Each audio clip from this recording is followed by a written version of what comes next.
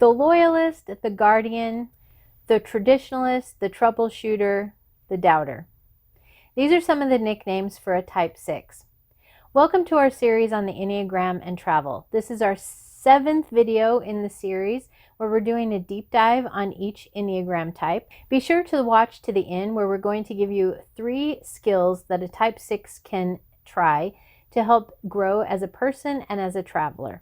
So why do Type 6s make good travel companions and why not? 6s are great planners because they want to prepare for any circumstance that might come their way.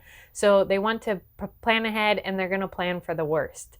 So they'll be prepared for any circumstance that comes your way in travel experiences, which makes them great travel companions because they will have the bag of everything that you could possibly need along the way. 6s also can be fun travel companions because they're loyal and they're constantly aware of how others are doing around them. So they have kind of a finger on the pulse of the group as a whole. And so they will be aware and fight to make sure that everybody is getting what they need and is enjoying the experiences as fully as possible.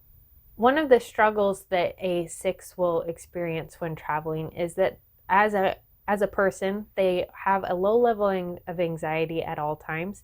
And when you travel, that can be activated by many different things because there's a lot of things that spontaneously come up when you're traveling, and those things can activate anxiety. So being aware that that's going to happen, you can't plan for every eventuality. No matter how hard you try, you can plan for almost every circumstance, and then there'll be something that you missed. So it's okay to not be prepared for all of those circumstances, and just learning how to deal with each of those new things as they come along. And your travel companions can help you with that, and we'll talk about that in a little bit. Another weak point for the 6 in traveling is that because they have this low level of anxiety, they're going to try to control their circumstances. And that can look like being bossy because they're going to try to control the people around them and what they do and how they act. And so that control will be in their circumstances, where they're staying or how much time they're spending out, or what they do, their itinerary, and sticking to a very strict itinerary. And it can start to annoy those around them because they want to control their environment so that they know what to prepare for or what to expect.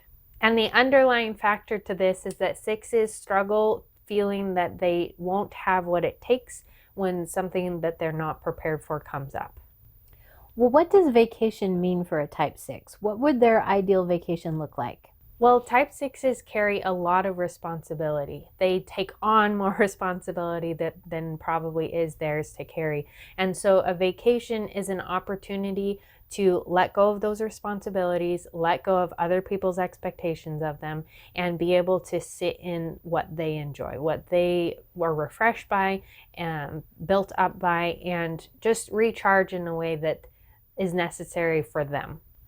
This can only happen if the 6 is self-aware and takes the time to reflect and set aside other people's expectations and do something that they enjoy while traveling. If a 6 is traveling with a group of people or children, it can be hard for them to genuinely sit back and relax because there's still people relying on them to be responsible for circumstances or for their care. And so for this reason, a 6 will need to have time set aside to make vacation a real vacation for themselves. So whether that is being able to leave the kids with a spouse or another family member or friend and go off by themselves, or just incorporating something that refreshes and recharges them in the midst of all of the family chaos or group friend dynamic or whatever circumstances you're traveling in. Just making sure that there is some time to do something that you enjoy and that recharges you, and setting aside those expectations that you're going to try to exceed. If you would like to know more about the Enneagram in general, the first video in this series was an introduction to the Enneagram as a whole. We've also done multiple posts and deep dives on our blog, Jaunty Everywhere, and we'll link to all of that information below. Now let's get into the 3 skills that a type 6 can try for personal growth. Skill number 1, take a risk. And this can feel like insult to injury for a type 6 because life feels like a risk. But when you're traveling, there are so many experiences that you can miss out on if you aren't willing to step out of your comfort zone a little bit. And this can really be a great opportunity to invite others into your travel experiences, others that are more bold and more willing to take risks and be spontaneous, because those things will challenge you. You can still do them with other people and have some security in that group dynamic, but take the risk of doing something that you wouldn't probably do on your own. One of the benefits of this specific skill growth is that sixes fear that they won't have what it takes in a certain circumstance. They won't be able to accomplish, or they won't be able to deal with whatever comes their way in a certain circumstance. And so every time you take a risk and you come out on the other side and you are successful, it builds up a little bit more confidence each time to know, when I went through that, I made it through and I had what it took to make it through that. And so it's that little boost of encouragement that a 6 can look back on in future circumstances and be like, yes, I got this. Skill number 2 is to do your research.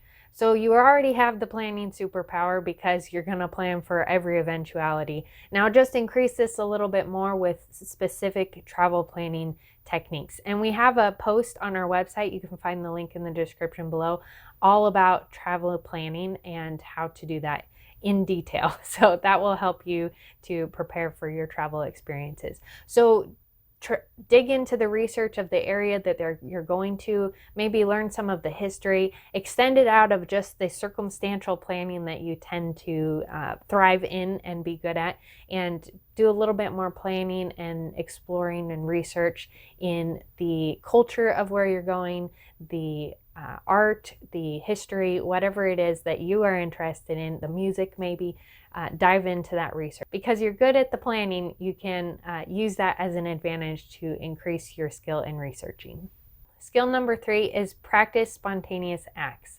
And this could even be something that you plan ahead for, but something that you've never tried. It's kind of like skill number 1, where you are taking a risk, but this is something where you leave room in your itinerary to fit something in that you didn't plan ahead, or that you weren't sure that was going to fit in or not.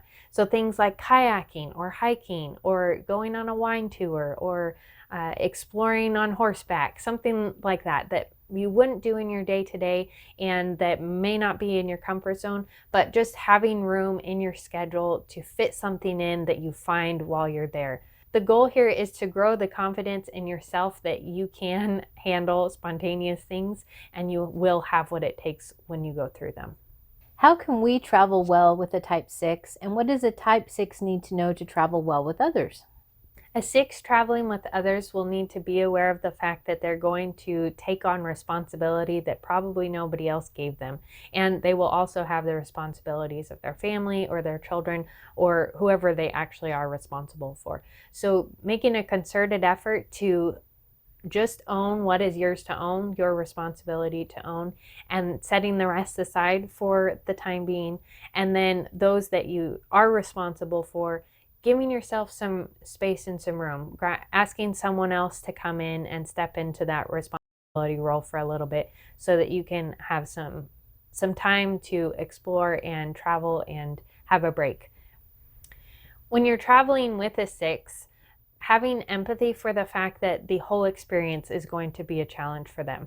At home, 6s have the ability to kind of manage their circumstances and get used to feeling secure in certain environments. So they've had some sort of control over the way they live their day-to-day life. But in traveling, you don't really have that luxury. And so the whole time there will be a low level of anxiety and just kind of a constant stream of, what am I responsible for? What are others' expectations of me, and how can I meet those? So that's something that's constantly going on in the 6's mind. So being empathetic of that and reminding them that you can take responsibility sometimes, that you are there and actually following through with what you've said you were going to do will support them and help them to feel more secure. Being patient in these times of stress and struggle for the 6 and reminding them that you're there and that they can make it through without being patronizing and being supportive will help your 6 to remember that they can do something new, they can be spontaneous, and they do have what it takes. But telling a 6 to not be afraid is not helpful. So don't use those words. Be encouraging and support them in ways physically and emotionally that don't undermine or tell them what they already know. We've created an ebook for each type that compiles all the information from our entire video series and the series on our blog, including a resource section, so that you can learn more about the Enneagram and more about your type, more about the types of those that you love. Thank you for watching. Happy travels.